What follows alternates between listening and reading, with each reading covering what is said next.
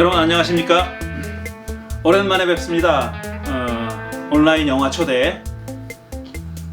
제 몸속에 조그만 돌 때문에 그거 없애느라고 약 한 달 가량 쉬었습니다. 한 달 만에 다시 돌아왔습니다. 오늘 얘기할 영화는 한 달 전에 미리 알려드린 대로 막달라 마리아 부활의 증인이라는 영화입니다. 2018년도 영화입니다. 재작년 영화고 한국에서도 상영됐던 그런 영화이기도 합니다. 막달라 마리아 얘기죠. 그러니까 성경의 복음서에 등장하는 인물인 막달라 마리아에 관한 이야기이긴 한데 우리가 알고 있는 복음서 스토리와는 얘기가 많이 다릅니다.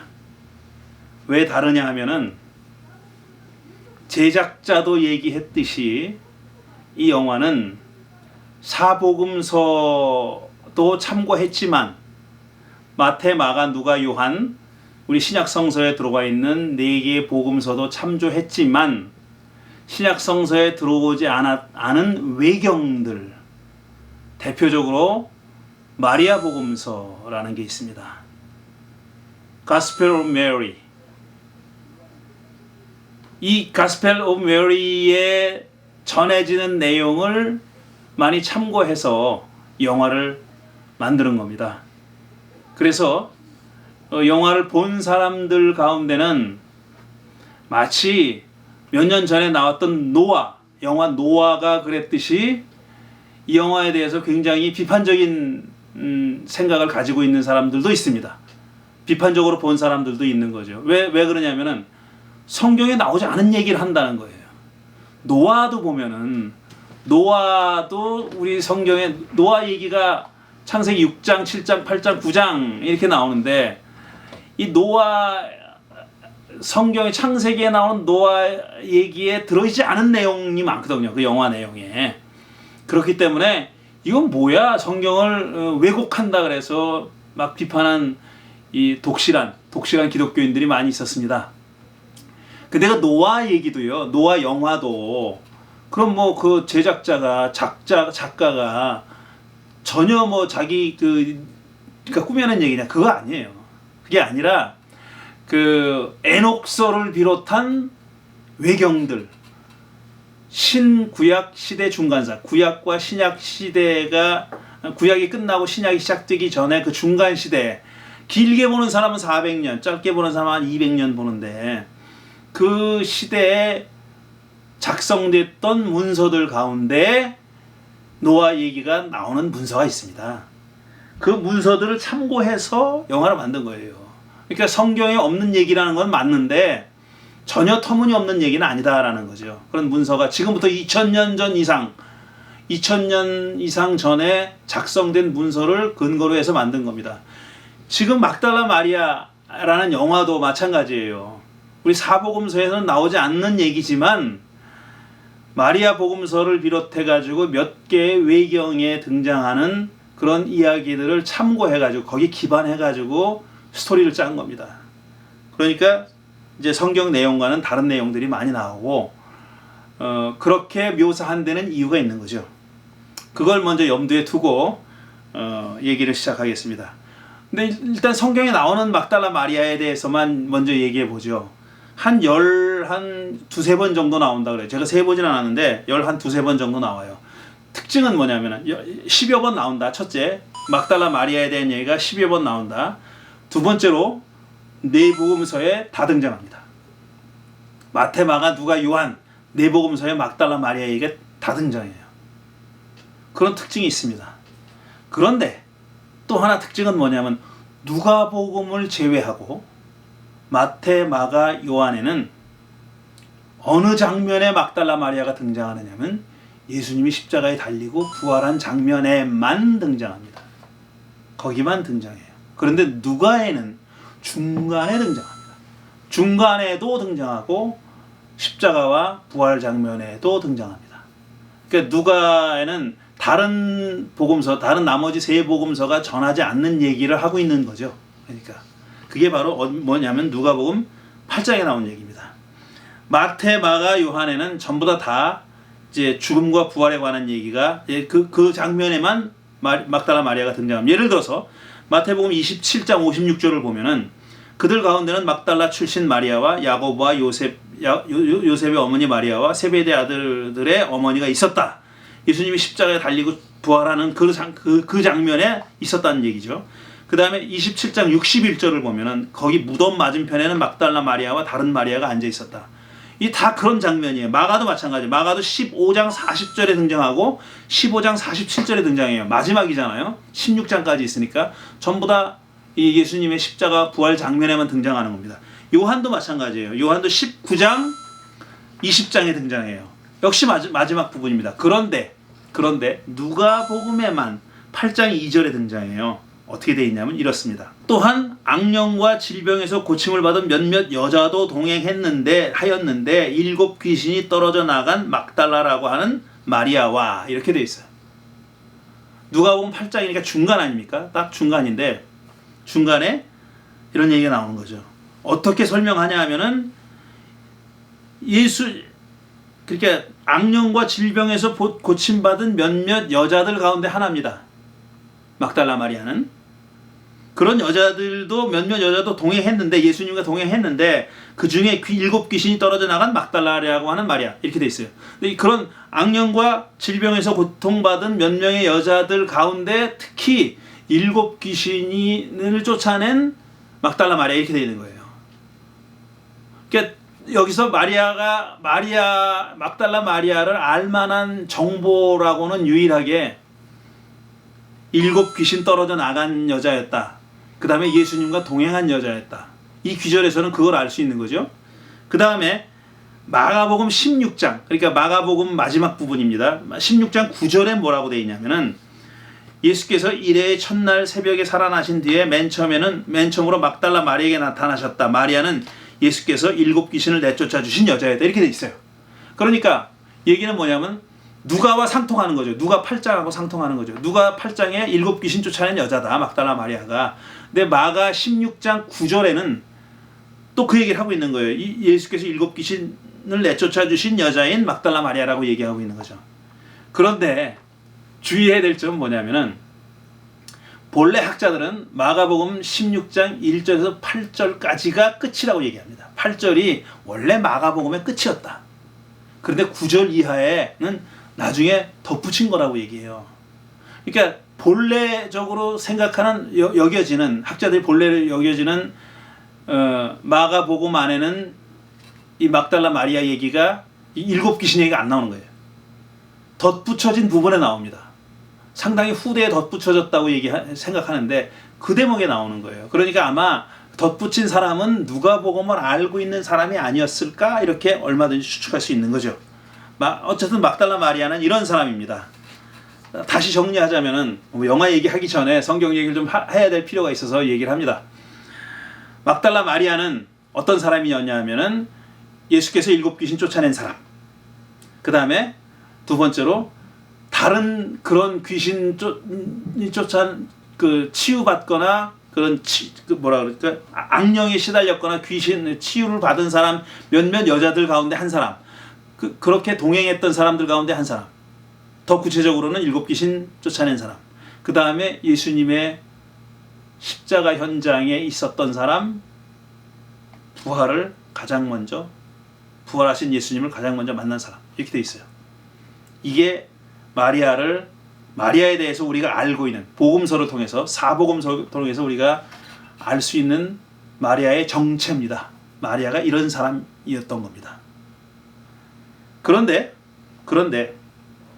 사실 이 막달라 마리아 말고도 예수님과 동행했던 여자들 그리고 조금 더 확대해서 얘기하다 보면은 초대 교회의 리더였던 여자들이 있었습니다. 예수님과 동행했던 사람들이 다들 남자들이라고 생각하는데 그리고 사실 복음서는 남자들 위주로 서술되어 있는 것은 맞아요. 그렇지만 그런 복음서조차도 여자들을 다 이렇게 없애지는 못했어요. 그래서 흔적들이 남아있는데 이런 것들입니다. 초대교회의 여성 사도들 혹은 여성 제자들로 남아있는 사람은 요한나와 수산나, 누가복음 8장에 나오는 얘기예요. 이름이 나와요. 요한나와 수산나라 나오고, 그 다음에 가만히 생각해 보세요. 나사로의 동생이었던 마르다와 마리아, 예수님을 집에 모셔가지고 뭐 마르다는 음식 준비하라고 바빴고 마리아는 예수님의 발치 앉아가지고 말씀을 들었다, 그 얘기 나오잖아요. 그게 바로 누가복음 10장에 나오는 나사로의 동생인 마르다와 마리아도 역시 이 사람은 그냥 그 음식이나 대접했던 사람들이 아니었던 거고요. 그 다음에 또 마가복음 15장에 보면 야고보와 요새의 어머니 마리아와 살로메는 여자 이름이거든요. 마리아는 당연히 여자 이름이고 여자고, 이런 사람들도 리더들이었던 거예요, 다. 그 다음에 우리가 얼마 전에 그 예배 시간에 얘기했는데 요한복음 4장에 나오는 사마리아 여인, 우물가에서 예수님 만난 사마리아 여인, 자기 동네 가가지고 자기가 메시아를 만났다고 막 전하잖아요. 이게 사마리아 동네에다가, 자기가 사는 동네에다가 예수를 전한 그런 여자예요. 이 사람도 그냥 보통 그냥 평범한 여자가 아니라, 그 다음에 또 하나는 우리가 절대로 잊어서는 안 될 사람들이 누구냐면 로마서 16장이에요. 바울이 로마 교회에 있는 교인들에게 인사를 합니다. 이름을 들어요. 이 사람에게도 안부 전해달라, 이 사람에게도 평안을 전해달라, 이렇게 이름을 들어서 인사를 합니다. 그런데 등장하는 인물이 29명이에요. 29명. 이름이 등장하는 사람이 29명인데 그 중에 10사람이 여자입니다. 29분의 10이에요. 적지 않은 숫자죠. 지금 적어도 대한민국 국회의원 비율보다 훨씬 높습니다. 대한민국 국회 300명 중에 여자가 몇 명이에요? 10% 되나? 모르겠어요. 어쨌든 지금 이 29명 중에 10명이니까 거의 3분의 1이 여자인 거예요. 그만큼 초대교회의 여자들의 여자 신도의 숫자도 많았고, 그 다음에 리더 역할을 했던 여자들도 많았다는 얘기예요. 지금 우리가 그런 흔적들이 많이 사라졌기 때문에 그냥 짐작을 할 수 있을 뿐이고, 그 다음에 어느 정도 근거를 가지고 유추할 뿐이지만, 절대로 여자들이 흔히 생각하는 것만큼 그렇게 수동적이거나 주변으로 밀려나 있지는 않았다는 거예요. 그 중에 하나가 바로 막달라 마리아고, 그래서 막달라 마리아 이름으로 복음서가 남아있는 겁니다. 비록 신약성서 안에는 포함되지 않았지만 말이죠. 마리아의 복음서가 있어요. 가스펠 오브 메리라는 게 있어요. 근데 가스펠 오브 메리 오브 막달리는 아니에요. 그 막달라 마리아의 복음서라고 제목이 붙어있지는 않아요. 그렇지만 내용을 읽어보면 이게 막달라 마리아에 대한, 마리아가 수도 없이 많은데 여러 명인데 그 중에 막달라 마리아를 지칭한 거구나 하는 것은 누구든지 짐작할 수 있게 그렇게 되어 있습니다. 자, 막달라 마리아가 아까 지금 네 가지로 제가 정체 마리아가 어떤 사람인지를 얘기했잖아요. 그런데 이 막달라 마리아에 대한 오해가 있어요. 잘못 알고 있는 게 있어요. 굉장히 오랜 역사를 가지고 있는 오해가 있는데, 그게 뭐냐면, 첫째, 막달라 마리아를 요한복음 8장에 나오는 간음 현장에서 붙들려온 여인으로 착각하는 사람들이 많습니다. 요한복음 8장 1절 이하에 보면은 간음 현장에서 붙들려왔잖아요, 여자가. 그리고 사람들이, 주로 남자들이 붙들어가지고, 모세는 이런 사람 돌로 쳐 죽이라 그랬는데 당신은 어떡하겠어? 물어보잖아요. 예수님 땅바닥에다가 흑적적 쓰다가 죄 있는 사람이 먼저 치시오. 그러니까 슬슬 도망갔다는 얘기 나오잖아요. 그 여자의 이름이 등장하지 않아요. 그런데 사람들은 그 여자를 오랫동안 막달라 마리아인 것처럼 그렇게 근거 없이 착각해 왔습니다. 왜냐하면 막달라 마리아를 이상하게 창녀라고 생각하는 거예요. 창녀. 근데 누가복음 8장 아까 읽었지만, 누가복음 8장에서 우리가 유일하게 막달라 마리아에 대해서 알 수 있는 정보는 그녀가 7귀신 들렸던 여자였다, 이거예요. 예수님이 그를 고쳐줬다, 이거거든요. 그런데 간음하고는 상관이 없어요. 그런데 간음한 여인이라고 자꾸 둘을 동일시하려는 경향이 오랫동안 있어. 두 번째 또 오해는 또 뭐냐면은, 예수님의 발에 향유를 붓고 머리카락을 닦은 사람 있잖아요. 닦은 여자 있죠. 요한복음 12장에 나오는 얘기입니다. 이 여자하고 막달라 마리아를 혼동하는 사람들이 있어요. 아닙니다. 전혀 근거가 없는 얘기예요. 다른 사람이에요. 다른 사람. 둘은 다른 사람이에요. 근데 혼동을 할 만큼 잘못 읽으면 혼동을 할 만한 여지가 전혀 없지는 않습니다. 그거 조금 이따 얘기할 거고요. 어쨌든 발에 향유를 부은 여자, 그 비싼 향유를 예수님 발에다가 부은 여자는 막달라 마리아 아닙니다. 그 다음에 또 나사로의 동생 마리아하고 혼동하는 사람들도 있어요. 아닙니다. 이것도 나사로의 동생은 마르다의 여동생 다른 마리아입니다. 그럼 막달라 마리아는 아까 말씀드렸듯이 7 귀신 들렸다가 고침받은 사람이고 예수님과 계속 동행하면서 제자의 역할을 했던 사람이고 그 다음에 예수님의 부활을 가장 먼저 목격한 사람인데, 이런 오해는 어디서 왔냐면 근원이 말이에요. 이거예요. 591년도 영화에도 설명을 합니다. 영화 맨 마지막에 설명을 하는데, 기원 후 591년도에 교황 그레고리우스 1세라는 사람이 잘못 얘기를 했어요. 뭘 잘못 얘기했냐면은 누가복음 7장 36절에서 50절 사이에 나오는 이야기. 그러니까 아까 8장 7 귀신 얘기가 누가복음 8장에 나오잖아요. 그 직전에, 그 바로 앞에 7장에 이런 얘기가 나옵니다. 37절에 보면은 그런데 그 동네에 죄인인 한 여자가 살고 있었는데 예수께서 바리새파 사람의 집에서 음식을 잡수고 계신 것을 알고 향유가 담긴 옥합을 가지고 와서 예수의 등 뒤로 발 곁에 서더니 울면서 눈물로 그의 발을 적시기 시작했다. 그리고 머리카락을 닦고 그의 발에 입을 맞추며 향유를 발랐다. 이게 막달라 마리아 얘기가 나오는 8장 직전에 나와요. 직전에 나오는데 향유를 이제 예수님 발에 바른 여자인데 그를 뭐라고 설명하냐면 죄인인 한 여자 이렇게 돼 있어요. 죄인인 한 여자. 죄인은 그리스 말로 하마르톨로스입니다.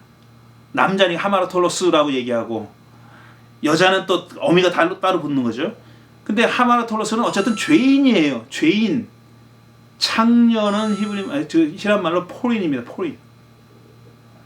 창녀하고 죄는 다른 거예요. 그런데 이 교황이 그레고리우스 1세가 죄인인 한 여자를 창녀로 생각하고 여자가 지을 죄가 간음하는 것밖에 없는 것도 아닌데 그렇게 오해를 하고 첫 번째 오해가 그거예요. 하마르톨로스를 포린이라고 오해한 거. 그 다음에 이 여자를 막달라 마리아라고 오해한 거. 바로 뒤에 나오니까. 이 두 오해가 겹쳐가지고 이 양반 이후로 교황 그레고리우스 1세 이후로 막달라 마리아는 향유를 부은 여자고 창녀였다 이렇게 된 거예요. 그러니까 그 교황 그레고리우스 1세가 잘못한 거죠. 그 사람 때문에 오랫동안 이 교황이 한 말이래 가지고 그걸 감히 교정할 생각을 안 했던 거죠. 근데 현대에 들어와 가지고 중세 때도 아마 알고 있었던 사람이 있었겠죠. 그러나 교황을 명예훼손이라 그럴까봐 꼼짝도 못했는지도 모르죠. 현대에 들어와가지고 1960년대에 들어와가지고 교정했어요. 가톨릭 교회가 1969년인가? 그걸 철회했습니다. 막달라 마리아는 창녀도 아니고 향유를 부은 여자도 아니다 라고 공식적으로 교정하는 그런 일이 있었고 막달라 마리아를 초대교회의 리더 중에 한 사람으로 복권시켰습니다. 이렇게 된 거예요.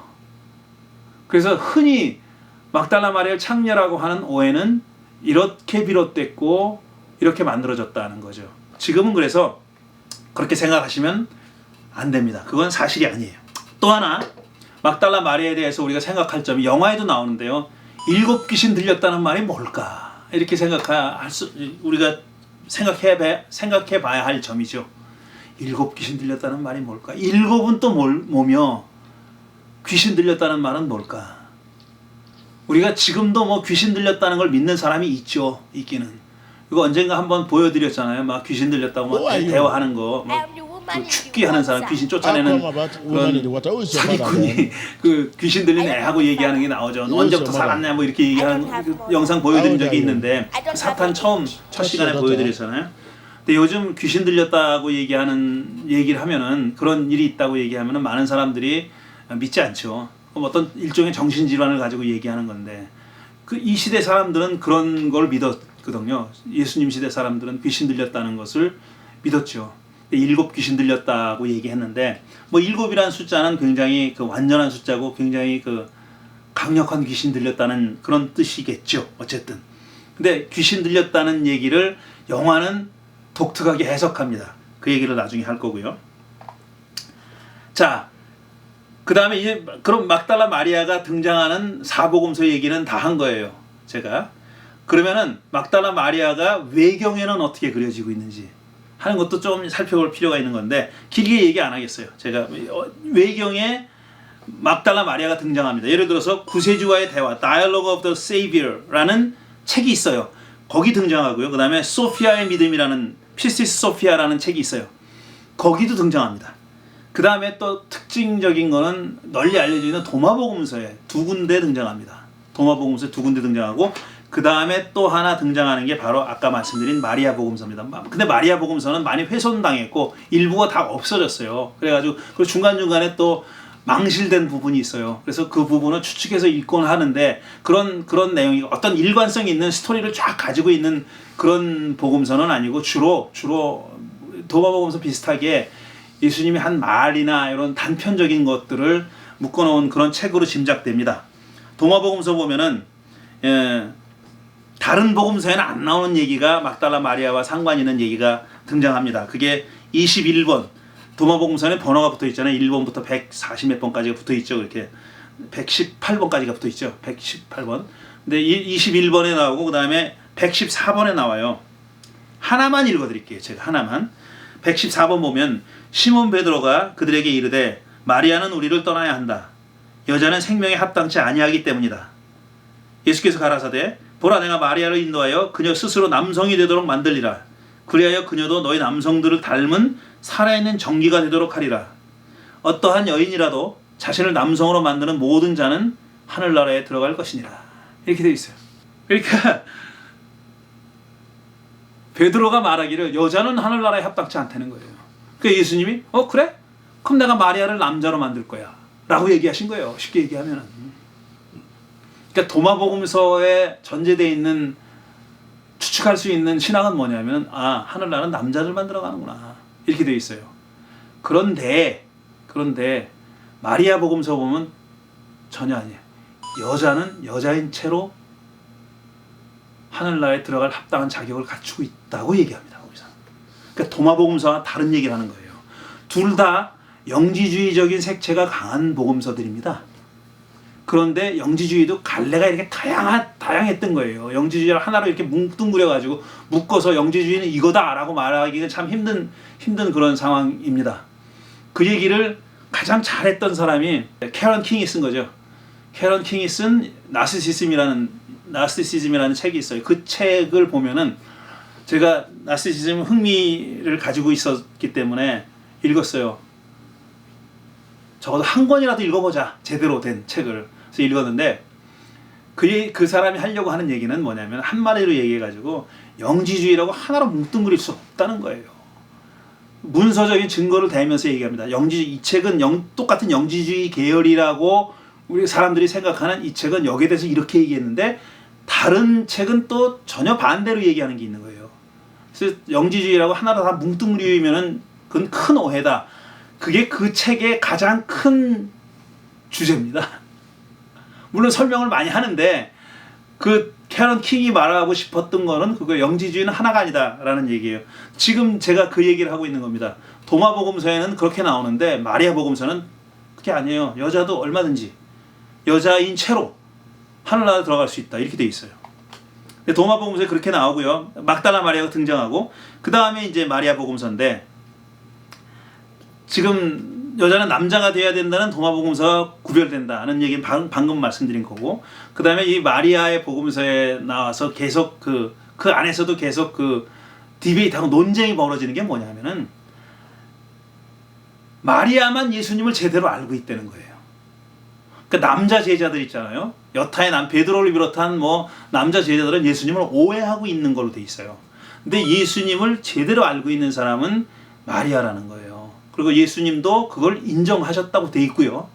그 다음에 또 하나는 좀 결이 다른 얘기인데 다른 제자들이 모르는 걸 마리아만 알고 있는 걸로 돼 있어요.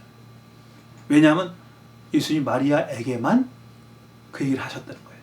그런 내용이 들어있어요. 물론 마리아의 복음서니까 그렇죠. 그렇게 볼 수도 있어요. 마리아 복음서인데 그럼 마리아가 제일 잘났다 그러지 안 그러겠냐 이렇게 볼 수 있지만 꼭 그런 건 아니거든요. 어쨌든 근데 그 복음서에 그렇게 돼 있습니다. 예수님을 제대로 안 제자는 마리아. 그 다음에 예수님이 다른 제자들에게 알려주지 않은 것을 알려준 분도 마리아. 이런 내용이 담겨져 있습니다. 그런데 이 영화 막달라 마리아 부활의 증인이라는 영화가 제작자도 그렇게 얘기합니다. 이 마리아 복음서에 근거해가지고 제작했다라고 얘기하는데 사람들이 이것만 보면은 아 마리아 복음서에 지금 영화의 스토리가 다 나오는구나 이렇게 착각하는데 그건 절대로 아닙니다. 마리아 복음서는 지금 단편적으로 남아있는 텍스트가 그렇게 많지도 않고요. 이렇게 서사를 이끌어 나갈 만한 그렇게 줄거리를 가지고 있는 그런 복음서가 아니에요. 단편적인 이야기들로 돼 있는 거고, 그러니까 영화는 어떻게 만드는 거냐면은 마리아 복음서에 나오는 내용을 참고해서 스토리를 짠 거예요. 이야기를 서사를 만들어낸 거지 무슨 그 영화에 그려져 있는 그런 방식으로 마리아 복음서에 서술됐다고 오해하면은 생각하면 그건 오해입니다.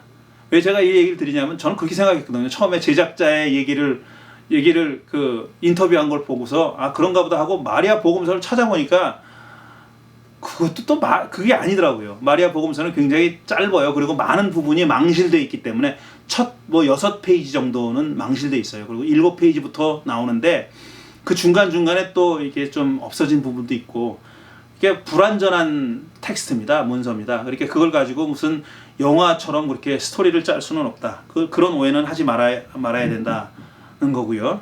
그 다음에 영화에 대해 조금 더 설명을 드리자면은 이 가스 데이비스 감독인데 제가 이 사람이 영화를 많이 만든 사람은 아니에요. 이게 두 번째 장편입니다. 그 전에 몇 개의 단편을 만들었는데 처음 만든 장편을 제가 보고 깜짝 놀랐어요. 그때는 그 영화를 보고 가스 데이비스라는 사람을 알 때가 아니고 몰랐을 때 2016년에 나온 영화인데 라이언이라는 영화가 있습니다. 구글 맵을 보고 자기 고향을 찾아가는 얘기예요. 이 영화도 되게 재밌어요. 그리고 그 슬럼독 밀리어네어에 나왔던 주인공이 주인공입니다.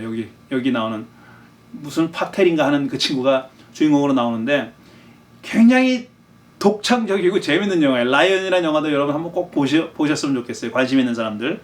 근데 그 라이언이라는 첫 장편 가지고 이 사람이 상을 받아요. 미국 감독 조합상. 감독들끼리 만든 조합 있잖아요. 감독들이 보기에 이 영화는 정말 잘 만들었다. 그리고 준 상이에요. 첫 번째 상에서 그 영화를 받습니다. 그 상을 받습니다. 그리고 두 번째 만든 영화가 바로 이 막달라 마리아라는 영화입니다. 주인공이 둘이 아까 말씀드렸듯이 루니 마라하고 호아킨 피닉스 둘이 나오는데 호아킨 피닉스는 여러분이 그 제일 잘 기억할 만한 영화가 그거죠. 글라디에이터의 코모도스 황제.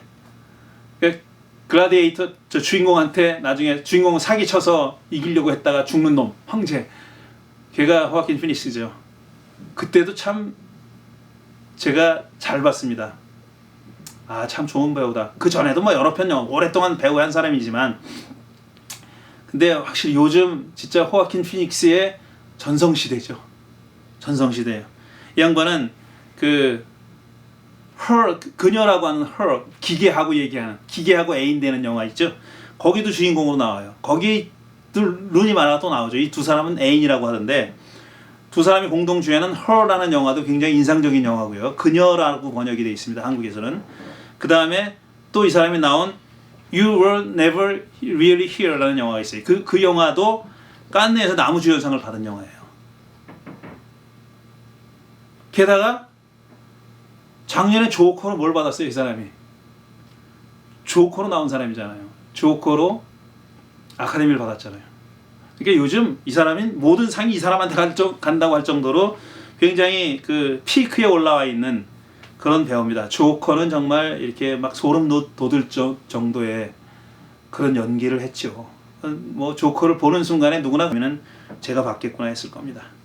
어쨌든 그런 좋은 배우 그 다음에 좋은 감독이 만든 영화입니다. 그런데 이 스토리를 잠깐 살펴보면은 영화를 안 보신 분이 계실 테니까 자 마리아가 있어요. 마리아는 대가족의 한 딸입니다. 결혼 안 한 독신이고 처녀인데 즉 거기다 이제 아버지가 어머니를 일찍 여의죠. 그래서 아버지가 홀아버지인데 아버지가 이제 결혼을 시키려고 그래요. 그것도 이제 그 결혼 한번 했던 사람한테 결혼을 시키려고 그러죠. 근데 이 마리아는 그 싫은 거예요. 결혼하고 싶지가 않은 거예요. 자기 길은 따로 있다라고 어렴풋이나마 그렇게 생각하고 있는 거예요. 그래가지고 그걸 거부하니까 가족들은 그런 일이 있을 수 없는 거거든요. 그러니까 가족들이 수치를 여기죠. 당시에 여자들은 굉장히 여러 가지 면에서 제약이 있었는데 여자가 혼자 회당이나 이런 데 가서 기도를 못 해요. 또 정해진 시간에 가야 되는 거고, 그 다음에 또 누가 이렇게 돌보거나 감시하는 사람이 있어야 되는 거고, 이런 시간이나 장소의 제약 때문에 마음대로 기도도 못하는 그런 처지에 있었습니다. 그게 이제 이 마리아는 그 족쇄로 여겨지는 거고, 그걸 자꾸 거부하죠. 그러니까 그걸 받아들이지 않으려고 하니까 가족들이 이 마리아가 귀신 들렸다고 생각하는 겁니다. 그래가지고 밤에 자고 있는 마리아를 끌어내가지고 그 강가로 끌어내가지고 귀신을 쫓아낸답시고 물에 빠뜨립니다. 복음서에 마리아가 7 귀신 들린 사람이라고 나오죠. 근데 이 영화를 해석한 사람은 그 귀신의 정체를 그걸로 보는 거예요. 그러니까 그 자아를 찾으려고 하는 그런 어떤 제약을, 그 가부장적인 가족적인 제약을 뛰어넘으려고 하는, 그 당시에 관습을 뛰어넘어서 자신이 되고 싶어 하는 마리아의 그런 desire, 그런 희망 혹은 욕구, 이런 것을 7 귀신 들렸다고 영화는 그렇게 해석한 겁니다. 근데 귀신이 안 들렸으니까 귀신을 쫓아낼 수가 없죠. 그게 실패합니다. 결국 그 마을에 예수님이 찾아오죠. 그래서 예수님을 만나요. 예수님이 뭐라 그러냐면 너 귀신 들린 게 아니라고 얘기해요. 알지도 못하는 여자한테 당신은 귀신 들린 게 아닙니다 라고 얘기합니다. 그때 마리아의 마음이 얼마나 움직였겠어요. 그래서 이 마리아는 자기 예수를 따라 나서기로 합니다. 갈등이 있죠. 당연히 아버지가 와서 또 오빠가 와가지고 난리를 칩니다. 당신이 지금 말하는 하나님 나라가 이런 거요? 가족을 깨뜨리고 우리 딸을 끄집어내서 데리고 가려는 거요? 막 그러고 막 난장판을 치죠. 예수님은 말하지 않아요. 그리고 뭐라고 아주 단편적인 얘기들만 하죠. 결국은 그렇게 마리아가 예수님을 따라가는, 다른 제자들과 함께 동행해서 예수님과 함께 예루살렘으로 올라가는 길을 택한 거죠. 그 다음에 얘기는 많은 경우에 스토리라인이 복음서와 거의 일치합니다. 계속 그렇게 돼. 물론 복음서엔 안 나오는 얘기들도 있고 구체적인 상상에서 만들어낸 얘기들이 중간중간에 따라가는데 그 스토리라인은 똑같아요. 그러다가 이제 나중에 십자가에 달려서 죽고 부활하고 이렇게 돼 있습니다. 이 작품을 이끌어가는 인물은 예수, 마리아, 그 다음에 베드로, 가룟 유다, 이 4사람입니다. 근데 예수님은 복음서에 나와 있는, 복음서가 표현하지 않은 그런 부분들을 영화는 표현하려고 애를 썼어요. 기본적인 스토리라인은 따라갑니다. 그리고 예수님이 기적을 일으키기도 하고 죽은 사람을 살리기도 하고 막 그렇습니다. 그런 안 보이는 사람을 눈 뜨게도 하고 이런 기적들을 일으키는 걸로 돼 있어요. 그런데 예수님이 그런 기적을 일으킬 때마다 탈진합니다. 기운을 잃어요. 그 죽은 사람을 살린 다음에는 혼자 동굴에 들어가셔요. 그러고 나서 생명이 빠져나간다, 이런 말을 하세요. 그러니까 복음서가 많이 생략하고 있다고 여겨지는 그런 모습을, 어떤 좋게 말하면 인간적인 모습, 그 다음에 연약한 모습, 이런 모습들을 그립니다.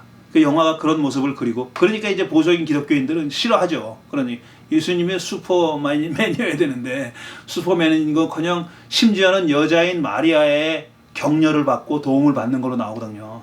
그러니까 싫어하는 거죠. 그래서 마리아는 어떤 사람이냐면은, 마리아 얘기하기 전에 베드로와 유다를 얘기하면, 베드로는 뭐냐면은 하나님 나라에 대한 예수님이 하나님 나라를 가져올 거라는 확고한 믿음이 있어요. 그리고 하나님 나라가 골이에요, 이 사람은. 근데 예수님이 그걸 이룰 거라고 생각하는 거예요. 그러니까 예수님은 엄격하게 말하면 하나님 나라라고 하는 자기 고울을 이룩하는 어떤 방편이나 수단이나 이런 거예요. 예수님이 만약에 하나님 나라와 상관이 없다면 예수님 따를 이유가 없는 겁니다, 이 사람한테는. 그게 계속 표현되고 있어요. 계속 표현되고 있어요. 하나님 나라를 예수가 이룰 거다라는 그 믿음 하나 가지고 예수님을 따르는 거예요. 자기 가족을 다 버리고 따르는 거죠.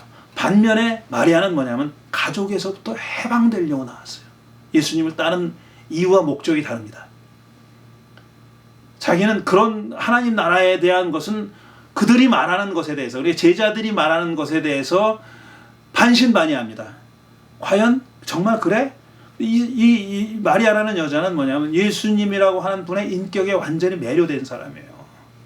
그의 자애로움과 너그러움과 사랑이 느껴지는 거예요. 그래서 그 예수라는 한 인격에 매료돼 가지고 하나님 나라는 사실은 그녀에게는 프라이어리티가 아닌 거예요. 예수, 그분. 그리고 예수님이 부활한 건 예수님이 부활한 거예요. 나중에 나오지만 예수님이 부활한 건 베드로는 뭐냐면 이제 진짜 하나님 나라가 이루어지는구나 라고 생각한 거예요. 예수님은 하나님 나라를 위해서 부활했다고 생각하는 거예요. 예수님은 여전히 방편입니다. 근데 마리아는 그렇지 않아요. 자기는 예수를 전하려고 그래요. 예수라는 분이 어떤 분인지 하는 것을 전하려고 하는 거죠. 유다는 어떤 인물이냐면, 유다는 흔히 많은 사람이 얘기할 혁명가예요. 그죠? 역시 예수는 하나의 방편이고, 그 하나님 나라라고 하는 이름을 가진 그 반외세 운동을 하는 그런 사람인 거죠. 수많은 사람들 앞에서 빨리 기적을 행하고 메시아임이 확인돼 가지고 사람들이 봉기하는 것을 기다리는 그런 사람들입니다. 그런 모습으로 이 네 명의 주인공이 그려지는 거죠. 예수님은 상당히 그 인간적인 면모를, 여전히 어떤 메시아로서의 기적을 일으키는 그런 면모를 그리지만 동시에 또 아주 지치고 연약하고 또 어떤 때는 이렇게 확신이 없는 것 같은 그런 모습도 보여주기도 하고, 그리고 주위 사람들에게 용기를 얻기도 하고, 특히 다른 사람은 아니고 마리아에게 용기를 얻고 그런 사람이고, 마리아는 예수라고 하는 그 분, 그 인격, 그것 자체에 대한 전적인 신뢰를 가지고 있는 사람이에요. 그리고 예수님이 가르치신 가르침, 증오하지 말고 사랑하라는 가르침이 결국은 그분의 복음의 정수다, 복음의 핵심이다라고 믿고 있는 사람이에요. 하나님 나라라는 것은 인위적으로 이룩하려고 해서 되는 것이 아니다 라고 믿는 사람. 베드로와 유다는 조금 색깔은 다르지만 역시 예수라고 하는 분을 내세워서 자기들이 그리고 있는 이상이라고 생각하고 있는 하나님 나라를 이룩하려고 했던 사람들로 그렇게 그려지고 있습니다. 그 예수님 사후에 이 세 사람의 행로도 갈리게 되는 겁니다. 유다는 자살합니다. 자기가 이루려고 했던 그런 이상이 무너졌다고 여기고 자살을 하고, 베드로도 역시 부활의 증인이 되겠다고 하지만 부활이라는 어떤 극적인 현실이 하나님 나라를 가져올 거라는 어떤 믿음 때문에 그렇게 하는 사람이고, 마리아는 그야말로 여전히 예수님이라고 하는 분, 그분 자신, 그분 자체, 그분의 인격, 그것에 방점을 두고 있는 그런 사람인 거죠. 영화를 보면은 굉장히 인상적인 장면들이 많이 나옵니다. 굉장히 여러 군데 나오는데 지금 짧게만 말씀드릴게요. 아까 말씀드렸듯이 이 마리아가 귀신 들렸다는 의미를 굉장히 독특하게 해석합니다. 그 어떤 악령이 들렸다고 하는 것은 사람들의 해석이고, 가족들의 해석이고, 가까운 사람들의 해석이고, 어쨌든 겉으로 드러난 모습이 기존 관습과 전통과 그런 것을 넘어서려고 하는 그런 모습이잖아요. 그러니까 그것을 가족들을 비롯한 주위 사람들은, 특히 남성들은 그거를 귀신 들렸다고 표현한 거예요. 그러니까 귀신 들렸다고 하는 말은 사실 그 말 자체가 굉장히 주관적인 겁니다. 굉장히 주관적인 거예요. 어떤 그 객관적인 현상이라는 거는 아닌 거거든요.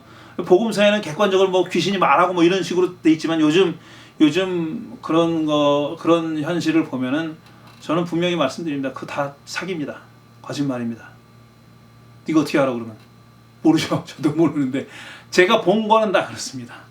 그리고 다 항상 이 숨겨진 어젠다를 가지고 하는 짓이에요.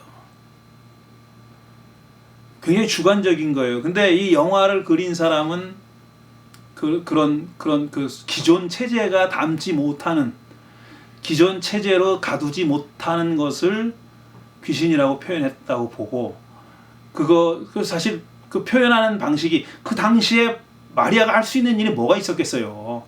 자기 가족들을 설득하는 방법이 먹히지 않았잖아요. 그러니까 결국은 밤에 가출하는 겁니다. 집을 떠나버리는 거죠. 얘기 안 하고. 그녀가 할 수 있는 유일한 방식이었죠. 자아를 실현할 수 있는, 자기가 원하는 것을 할 수 있는 유일한 방식이었고, 그게 이제 말하자면 내면의 목소리라고 말할 수 있는, 귀신, 다른 사람은 귀신이라고 봤지만 그게 마리아 내면에서 들려오는 목소리였다라고도 볼 수 있는 거죠. 이렇게 얘기하면 좀 귀신을 너무나 긍정적으로 해석하네, 이렇게 욕하실 분도 계실지 모르겠는데, 예, 그렇습니다. 저는 정신병 아니라 정신병을 앓는 분도 있죠. 환자인 분도 있죠. 그런데 그 경계는 항상 모호합니다. 그 자아의 갈등 이런 거하고 모호하죠. 그 다음에 두 번째로 또 저 인상적인 장면은 뭐였냐면은, 이 중간에 이제 그게 어디였더나 기억 안 나는데, 가나였는지 모르겠는데 그 여인들하고 대화하는 장면이 나와요. 예수님하고 여인이 대화하는 장면, 여인들이, 그 동네 여인들이 대화하는 장면이 나옵니다. 근데 그 여인들이 그렇게 얘기를 해요. 한 예를 들어요. 어떤 간음했다고 오해를 받아, 어떤 남자랑 같이 있었다고 간음했다고 오해를 받아가지고 벌을 받은 사람 얘기를 해요. 근데 예수님은 그런 사람들에게도 미워하지 말라고 얘기해요. 가해자들한테도. 하나님의 명령과 그런 남자들의 명령 가운데 선택을 하려면 어떻게 할 수 있습니까? 그러니까 하나님의 명령을 선택하라고 예수님이 얘기하고, 그렇지만 그런 사람도 증오하지 말라고 그렇게 얘기해요. 근데 사실 굉장히 뛰어넘어요, 영화는. 그런 사람을 증오하지 않기가 쉽지가 않잖아요. 어떻게 볼 수 있냐면은, 예수님은 그런 경우를 당하지 않은 남자 입장이니까 그렇게 볼 수 있잖아요. 근데 당했던 여자들이거나 그와 동일시하면서 살 수밖에 없는, 나한테도 그런 일이 언제든지 일어날 수 있다라고 생각하는 그런 여인들은 좀 입장이 다르잖아요. 근데 예수님은 증오하지 말고 사랑하라고 자꾸 얘기를 해요. 사랑하라고 얘기를 해요. 근데 그게 얼마나 사실 여자들한테, 그 여인들에게 받아들여졌을지 하는 거는 의문인데, 영화는 그 여자들이 세례를 받습니다. 그런데 누가 세례를 주냐면 마리아가 세례를 줘요. 마리아가 강 한가운데서 여자들이 앉고 세례를 줍니다.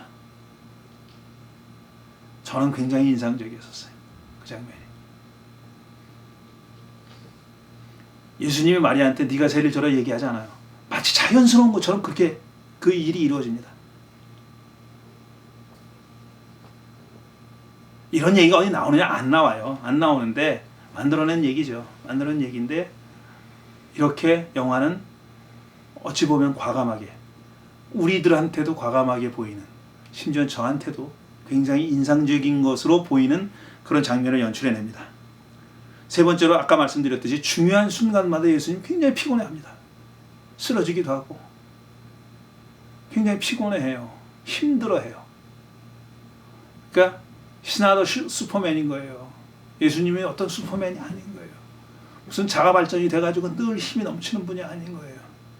상처를 받기도 하고, 그 다음에 힘들어하기도 하고, 어떤 점에서는 벗어나고 싶어 하기도 하고, 딱 복음서에는 한 번 딱 있죠. 겟세마네 동산에서 할 수만 있거든 이 잔이 내게서 지나가게 해주십시오라고 하나님께 기도하신 장면 하나 정도가 두드러지게 나오는데, 이 영화는 여러 번 그런 장면들이 등장합니다. 예수님이 지쳐있고 혼자 있으려 하고 있고, 혼자 계시려고 하고 있고, 힘들어하고 있고, 그 다음에 마리아가 하는 말에 위로를 받기도 하고 용기를 얻는 그런 장면들이 나옵니다. 그런 장면마다 굉장히 저는 인상 깊게 봤고, 그 다음에 아까 말씀드렸듯이 예수가 죽은 사람을 살리신 다음에 동굴에 들어가더니, 동굴로 혼자 쓱 들어가요. 그러니까 마리아가 따라 들어갑니다.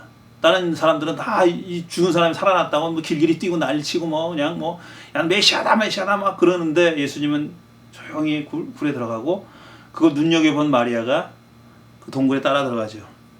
예수님이 아주 깊은 번뇌에 빠져 있는 것처럼 보입니다. 그리고 뭐라고 얘기하시냐면 뚜렷이 보이던 것이 사라지고 있다 그래요.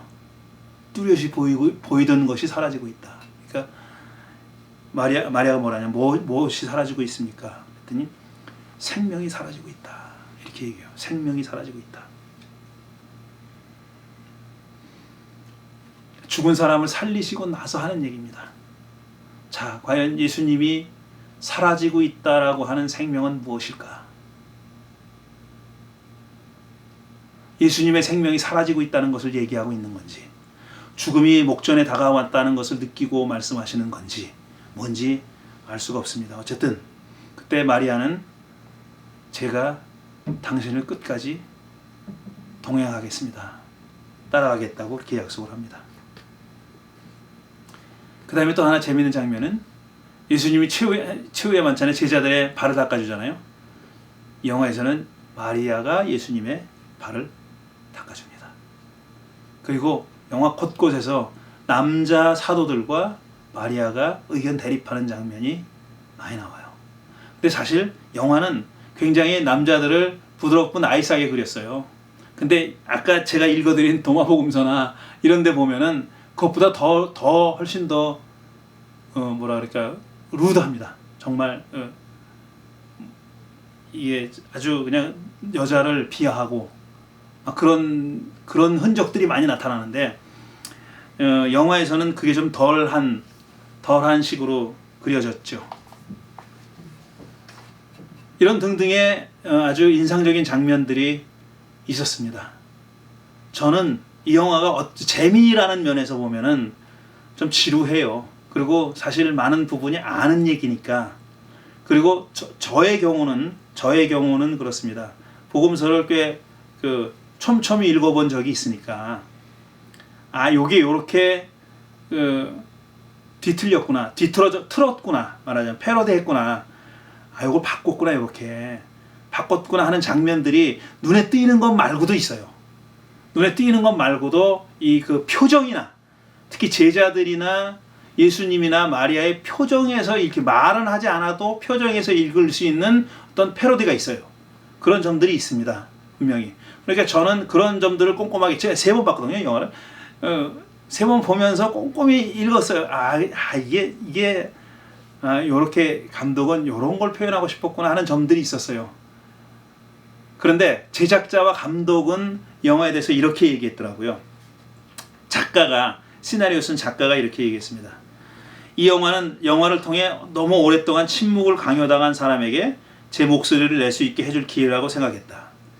여성의 관점에서 예수의 이야기를 새롭게 읽는다는 아이디어가 그토록 기대됐던 이유는 새로운 관점이 무엇을 변화할 수 있을지, 예수의 생애에서 가장 중요한 몇 장면들이 어떻게 다르게 읽힐지, 여성의 관점으로 읽는 예수의 메시지가 어떻게 다르게 경험될 수 있을까, 그것이 궁금했다 라고 얘기합니다. 또 제작자도 비슷한 말을 하는데, 제작자는 그동안 주요 사도 중에 한 명으로 막달라 마리아라는 인물을 다시 한번 올라서게 해주고 싶었다라는 그런 말을 해요. 그 다음에 관객들에게 뭐라고 부탁하냐면은, 막달라 마리아를 통해 관객들이 이 영화를 본 후 생각을 멈추고 자신의 내면의 소리에 귀 기울였으면 좋겠다.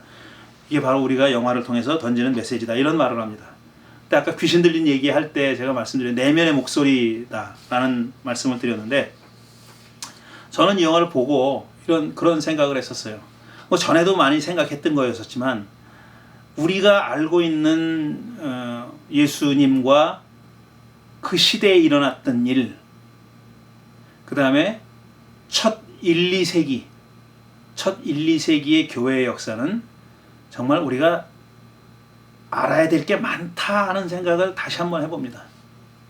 우리가 알고 있는 것이 너무나 단편적이고, 또 우리가 알고 있는 것이 소위 말해서 후에 정통 기독교로 자리매김된 그런 위치로 올라선 기독교 리더들과 그들의 입장이 일방적으로 반영되어 있다, 이겁니다.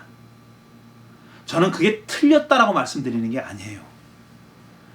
초대 1, 2세기 동안의 기독교, 더 좁게 말하면 예수님 살아계셨을 때, 영화가 그리고 있듯이 예수님 살아계셨을 때, 아니면 예수님이 십자가에 달리고 부활하신 직후, 그러니까 첫 세대, 예수님 제자 첫 세대, 예수님을 실제로 목격하고 그분의 살을 만졌던 사람들, 그 세대 1세대 사람들이 만들었던 교회의 모습은 굉장히 다양했다라는 겁니다. 근데 그 다양한 모습을 우리는 거의 모르고 있고, 사실 알려면 알 수 있어요.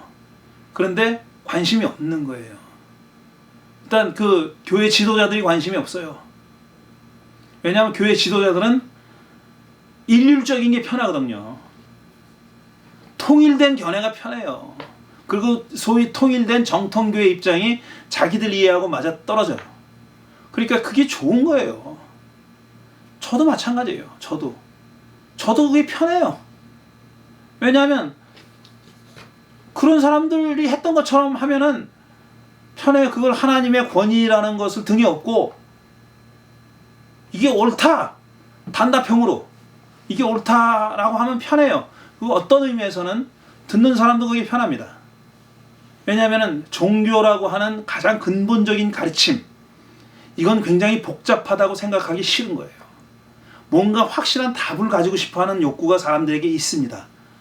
방황하거나 의심하거나 이런 것보다는 뭐가 하나 확실한 게 있어. 내가 그 위에 발을 딛고 쓰고 싶은 거, 그게 있어요. 그런데 사실은 그렇지 않다는 거예요. 사실은 조금 더 깊이 들어가면은 그게 폴 틸리 말대로 흔들리는 기반인 거예요. 그 기반이 늘 흔들리고 있는 겁니다. 확고하지 않고 기반이 흔들리고 있으니 그 위에 발을 딛고 있는 우리도 흔들릴 수밖에 없는 거고, 그게 흔들리는 게 일상이고 그게 노멀인 겁니다. 이게 어떤 근본적인 가르침이라고 해서 그게 하나 정해지면 그대로 쭉 밀고 나가는 게 아니라 그 자체가 흔들리고 있다는 것을 인정하기가 어려운 거고 하고 싶지 않은 거죠. 그리고 지금 사실 남자들이 지배하는 사회에 살고 있잖아요. 남자들은 이걸 버리고 싶지 않은 거죠. 그러니까 사실 초대 교회 때부터 여자들을 자꾸 주변으로 몰아내기 시작한 겁니다. 여자들을 자꾸 주변으로 몰아내기 시작한 거고, 그래서 21세기에도 교회에 교인들의 숫자는 여자가 월등히 많지만 주요 포스트는 다 남자가 갖고 있는 거예요. 여자들의 리더십을 인정하는 교단이라 할지라도 어떤 점에서는 모양내기 위한 거일 때가 대부분이죠. 실질적으로 그들에게 권한이 주어지지 않습니다. 권한과 책임이 주어지지 않는 거죠. 그런데 이 영화는 우리에게 많은 것들을 생각하게 해줍니다. 이 마리아라는 여자를 통해서 정말 한 인간이, 한 사람이 도를 추구한다는 것이 뭔지 하는 거. 도가 이제 예수님이라는 모습으로 인격화되어 있는 거죠. 사실 이분은 그러니까 예수님과 그 안에 있는 어떤 생명, 그 안에 있는 사랑, 그걸 추구하는 인물인 겁니다. 그게 목적인 거예요. 자기 삶이 목적이 그걸 추구하는 그런 방향인 거죠. 우리가 이 영화를 보면서 좀 더 한번 그런 나는 그러고 있나 하는 것을 좀 생각해 봤으면 좋겠어요. 어떤 다른 여타의 많은 것들이 있어요. 우리 종교 생활을 하려면은 어떤 그 제도화된 종교 안에 들어와 있으려면은 들어와서 사는 것이죠. 물론 거기에 많은 폐해가 있다고 생각해서 가난한 교인도 만들어지고 하는 거지만 저는 그분들의 길도 존중합니다. 근데 어떤 제도 안에서 어떤 그 공동체 안에서 들어와서 생활하려면 많은 것들이 있어요. 우리가 지켜야 될 수칙들도 있고 예의도 있고 범절도 있고 관습도 있고 많이 있어요. 근데 우리가 잊지 말아야 될 것은 우리는 왜 이걸 하나? 왜 이 종교라고 하는 근본적인 가르침을 왜 우리는 추구하고 있는가? 우리는 어떤 갈망이 나로 하여금 이 길로 나서게 만들었는가? 하는 것은 좀 생각해 봤으면 좋겠고, 그걸 좀 가장 앞장 세워줬으면 좋겠고, 또 어느 누구가 그걸 앞장 세우는 사람이 있다면 그거를 존중해 줬으면 좋겠어요. 그 사람이 어떤 부가적인 일에 좀 신경을 들 쓴다고 해가지고 그걸 가지고 뭐라 그러지 말았으면 좋겠어요. 방해는 하지 말아야죠. 물론 방해는 하지 말아야 되겠는데 어떤 한 사람이 그런 그 중점을 두고 추구하는 것이 있으면 그거를 정말 존중해 주고 그걸 같이 나눌 수 있는 그런 공동체였으면 좋겠고, 제가 아는 분들은 그런 길을 추구했으면 좋겠고 저 자신도 그렇게 그 길을 갔으면 좋겠다 하는 생각을 이 영화를 통해서 해봤습니다. 자, 이제 영화를 보시고 같이 느끼신 점이 있거나 혹은 저한테 물어보실 내용이 있으면 여러 방법으로 질문해 주시면 그 다음번 모임에 제가 그 질문과 여러분의 코멘트를 나누면서 혹시 질문이 있으면 제가 나름대로 답을 해드리도록 하겠습니다. 오늘 막달라 마리아 부활의 증인 영화에 대한 얘기는 이것으로 마치겠습니다. 감사합니다.